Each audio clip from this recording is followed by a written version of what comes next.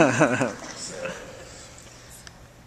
well, I've known Jake for about 6 years. I'm in 6th grade. Yeah, about 6 years. And you all probably know him as the funny guy or the Beatles lover or any of the other bajillion titles he has. But I'm known as a great friend. He's always been there for me throughout everything. Not once in 6 years has he ever let me down. So, glad to introduce Jake Shepard.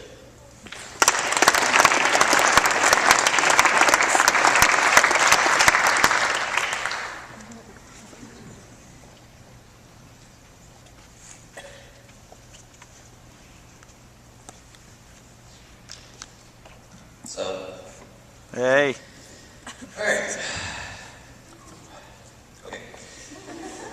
There's always a point in someone's life where they come to a complete stop. Everything seems to crumble around them, and they have nowhere else to go. Some retreat to their shell and seek isolation.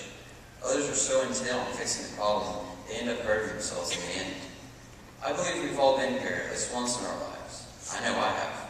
Bad situations in life will always spring up and prevent us from going to the man or woman we were meant to be.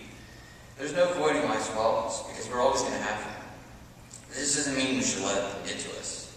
In order to truly be rid of our problems, we need to move on from them. Take from my personal example. I was going through some tough times in my life. I didn't know where to turn to, and it seemed that everyone around me was either against me or they didn't seem to care. I even felt as if God had abandoned me and that I could never be happy. It was, in my opinion, a roadblock that life had placed right in front of me. I couldn't move on from it.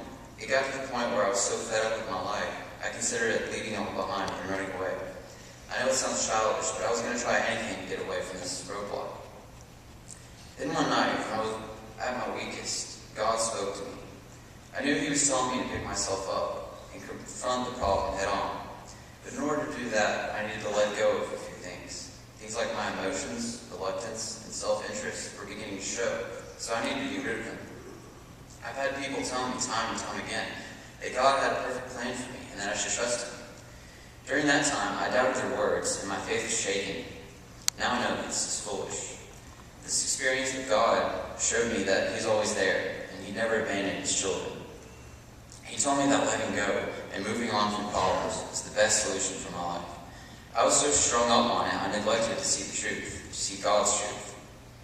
We cannot be who we're meant to be if we don't move on. If we keep allowing these roadblocks to stop us and make us stumble, we're going to lose the race. Life is always going to bring us problems, but that doesn't mean it's the end of the world. God really does have a plan for each and every one of us, and we need to trust Him on that. We need to put our whole faith in God and not be blindsided by the roadblocks of life. It can be hard, but if we stay in His Word, we can overcome, as it says in 1 John 5:5. In Revelation 21:5, John sees God upon the throne. God tells him, "Behold, I make all things new."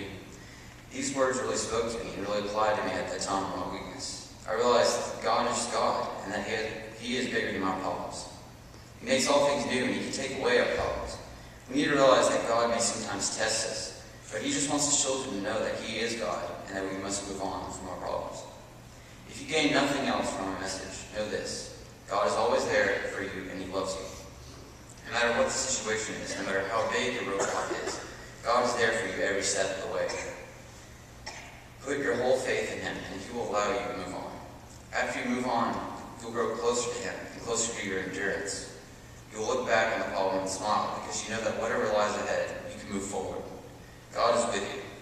In closing, I'd like to give one final verse for you all. It's found in 1 Corinthians 5:17. Therefore, if any man is in Christ, he is a new creature. All things are passed away. Behold, all things are become new.